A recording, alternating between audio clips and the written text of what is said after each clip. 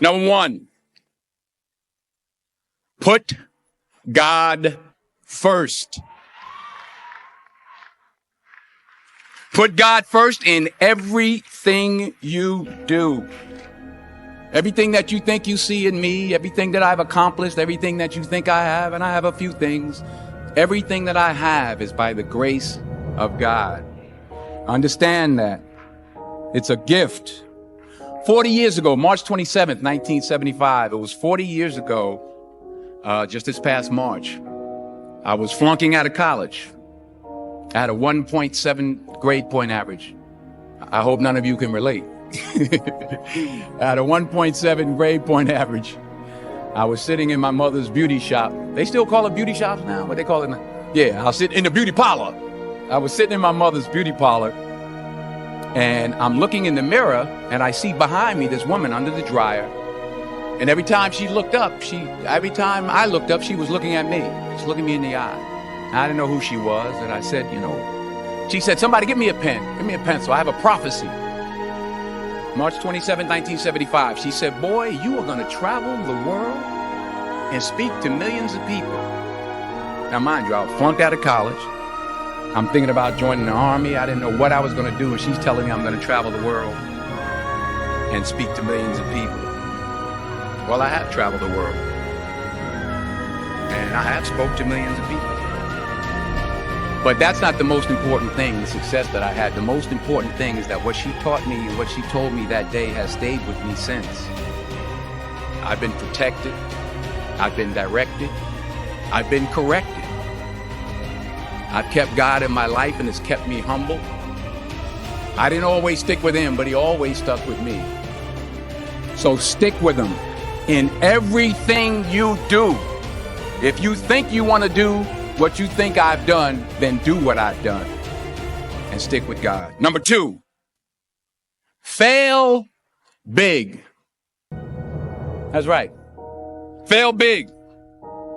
Today's the beginning of the rest of your life, and it can be very frightening. It's a new world out there. It's a mean world out there, and you only live once. So do what you feel passionate about. Take chances professionally.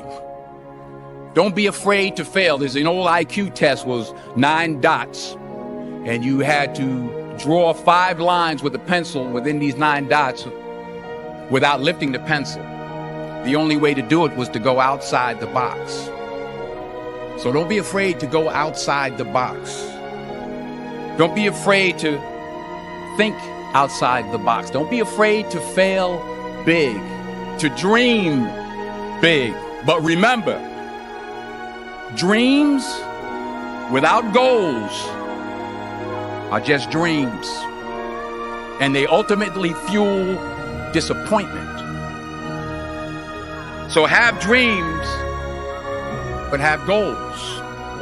Life goals, yearly goals, monthly goals, daily goals. I try to give myself a goal every day. Sometimes it's just to not curse somebody out. Simple goals, but have goals. And understand that to achieve these goals, you must apply discipline and consistency. In order to achieve your goals, you must apply discipline, which you have already done, and consistency every day, not just on Tuesday and miss a few days. You have to work at it every day. You have to plan every day. You've heard the saying, we don't plan to fail, we fail to plan. Hard work works. Working really hard is what successful people do. And in this text, tweet, twerk world that you've grown up in, remember, just because you're doing a lot more doesn't mean you're getting a lot more done. Remember that. Just because you're doing a lot more doesn't mean you're getting a lot more done. Don't confuse movement with progress. My mother told me, she said, yeah, because you can run in place all the time and never get anywhere. So continue to strive, continue to have goals, continue to progress. Number 3, you'll never see a U-Haul behind a hearse. I'll say it again. You'll never see a U-Haul behind a hearse. I don't care how much money you make, you can't take it with you. And it's not how much you have. It's what you do with what you have. We all have different talents. Some of you will be doctors, some lawyers, some scientists, some educators, some nurses, some teachers. Yeah, okay. Some preachers. The most selfish thing you can do in this world is help someone else. Why is it selfish? Because the gratification, the goodness that comes to you, the good feeling that I get from helping others, nothing's better than that.